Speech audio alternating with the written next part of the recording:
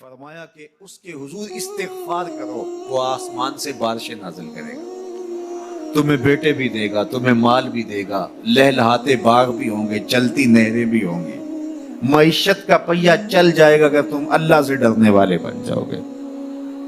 تو آج ہم کہتے ہیں یہ ہو فلاں ماہر اور فلاں شخص ہو تو پھر ہماری معیشت بہتر ہو سکتی ہے۔ اللہ نے کہا استغفار کرنا سیکھ لو، میں تمہارے لیے رحمتوں کے دروازے کھول دوں گا، رحمتوں کے در کشادہ کر دوں گا، پیچیدگیاں ختم ہو جائیں گی، مشکلیں آسان ہونے لگیں گی اگر تم اللہ سے ڈرنا سیکھ جو، اس کے حضور استغفار کرنا سیکھ جو۔ اور اگر تم ایسا نہیں کرو گے تو تمہارے اوپر نیچے سے عذاب نازل ہوگا۔ وَهُوَ الْقَادِرُ، وہ اس بات پہ قادر ہے، ان یبعث علیکم عذابا، کہ وہ تمہارے اوپر عذاب نازل کرے، تمہارے اوپر سے تمہارے نیچے سے۔ اللہ اکبر۔ اوپر کا عذاب کیا ہے کہ آسمان سے پتھر برسے، نیچے کا عذاب کیا ہے زلزلے آئیں، یا پھر زمین فصل دینا چھوڑ جائے، زمین بنجر ہو جائے، یہ نیچے کا عذاب ہے۔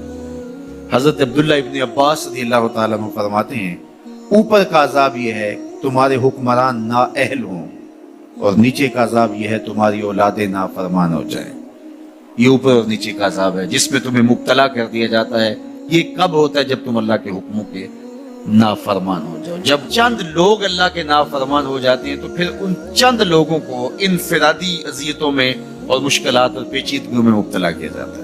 لیکن جب کوئی قوم من حیث المجموع اللہ کے حکموں کو توڑتی ہے اور اس کے احکام سے روگردانی کرتی ہے تو پھر پوری قوم کو مشقتوں میں، اذیتوں میں، تکلیفوں میں مبتلا کر دیا جاتا ہے۔ اس کا علاج کیا بتایا؟ استغفار۔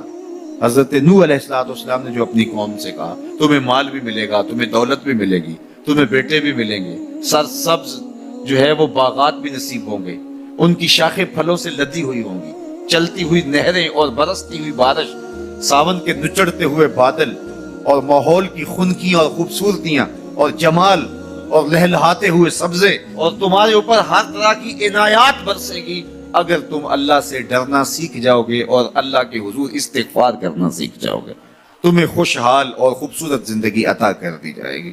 اللہ اکبر۔ لیکن اگر تم ایسا نہیں کرو گے تو تمہاری معیشت تنگ کر دی جائے گی۔ استغفار کریں، تقوی کے خوگر ہو جائیں، شکر کرنے کی عادت ڈالیں۔ جو شکر کرتے ہیں اللہ تعالیٰ ان کو اور زیادہ عطا فرماتا ہے، دنیا میں بھی اور آخرت میں بھی۔ اس طرح دوسروں کی پریشانیاں دور کریں، اللہ آپ کی پریشانیاں دور کرے گا۔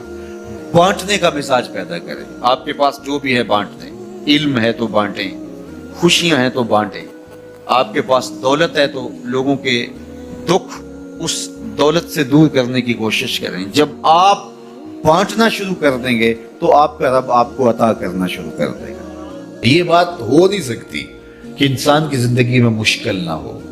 جب انسان کو پیدا کیا گیا تھا، اس کا خمیر گویا گیا تھا، تو 39 دن تک اس کے خمیر پر مٹی جو گوندی گئی تھی انسان بنانے کے لیے، اس پر 39 دن دکھوں کی بارش ہوئی تھی اور ایک دن خوشیوں کا می برسا تھا۔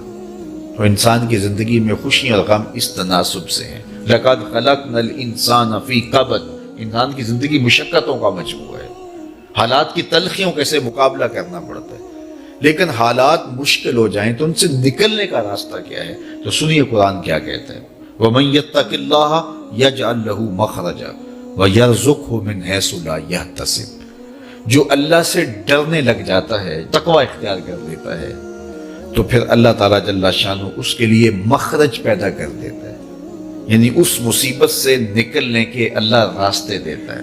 یہ اس شخص کا مقصود ہے جو اللہ سے ڈرتا ہے۔ اس پر مشکلات اس پہ بھی آتی ہیں، یہ نہیں کہ اس پہ مشکلات نہیں آتی، زندگی کی مشکلات کا وہ بھی شکار ہوتا ہے، لیکن جو ہی مشکلات آتی ہیں ان مشکلات سے نکلنے کا اللہ اسے راستہ بھی عطا کر دیتا ہے۔ اور دوسری بات، وَيَرْزُقْهُ مِنْ حَيْثُ لَا يَحْتَسِبُ، اللہ اس کو وہاں سے رزق دیتا ہے جہاں سے اسے گمان بھی نہیں ہوتا، وہاں سے رزق دے دیتا ہے۔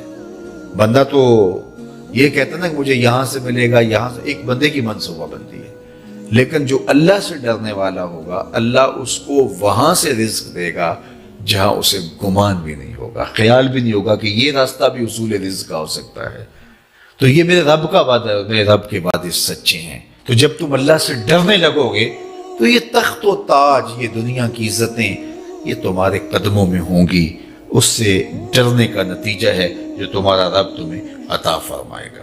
حضرت عمر رضی اللہ تعالیٰ عنہ کی خدمت میں ایک شخص آیا، اس نے کہا میرے ہاں اولاد نہیں ہے، تو آپ نے کہا استغفار پڑھا کرو۔ ایک دوسرا شخص آیا کہ صاحب بارشیں نہیں ہوتی، فرمایا استغفار پڑھا کرو۔ تیسرا شخص حاضر خدمت ہوا اور کہا کہ ہمارے ہاں قحط کا عالم ہے، فرمایا کہ استغفار پڑھا کرو۔ تو کوئی پاس بیٹھا تھا، اس کے اٹھ کے جانے کے بعد کہا کہ مختلف لوگ مختلف سوال لے کر آئے اور آپ نے ایک ہی جواب دیا کہ استغفار پڑھا کرو۔ تو کہا میں نے اپنی طرف سے تھوڑا دیا، یہ تو میرے رب کا فرمان ہے۔ کہا وہ کیسے؟ کہا سورہ نوح پڑھو، فَقُلْتُ اسْتَغْفِرُوا رَبَّكُمْ۔ حضرت نوح علیہ السلام نے اپنی قوم سے کہا کہ اپنے رب کے حضور استغفار کیا کرو، انہو کان غفارا۔ اس کا نتیجہ کیا ہے؟ جب تم استغفار کرو گے تو وہ تمہارے گناہ بخش دے گا۔ ایک تو فائدہ اس کا یہ ہوگا، وَيُرْسِلِ السَّمَاءَ عَلَيْكُمْ مِدْرَارًا، آسمان سے موسلادھار بارشیں بھی برسیں گی، وَيُمْدِدْكُمْ بِأَمْوَالٍ وَبَنِينَ، اور اللہ تمہیں استغفار کی برکت سے مالا مال بھی کر دے گا، وَبَنِينَ، اور تمہیں بیٹے بھی عطا کرے گا، وَيَجْعَلْ لَكُمْ جَنَّاتٍ وَيَجْعَلْ لَكُمْ أَنْهَارًا، تمہیں باغ بھی عطا کرے گا اور تمہیں چلتی ہوئی نہریں بھی عطا فرمائے گا۔ آج میں سمجھتا ہوں کہ پاکستانی قوم کو اجتماعی استغفار کی ضرورت ہے۔ آپ کے دریاؤں کا پانی سوکھ گیا، استغفار کریں گے اللہ تعالیٰ ان کو پانیوں سے مالا مال کر دے گا، بارشیں ہوں گی، قحط سالیاں دور ہوں گی، بے اولادوں کو استغفار سے اولاد نصیب ہوگی، اور معیشت کی بہتری جو ہے وہ استغفار کے ذریعے سے ہوتی ہے۔ تو یہ 5 چیزیں بیان فرمائیں، تو استغفار سے خوشحال زندگی کا تصور ابھرتا ہے۔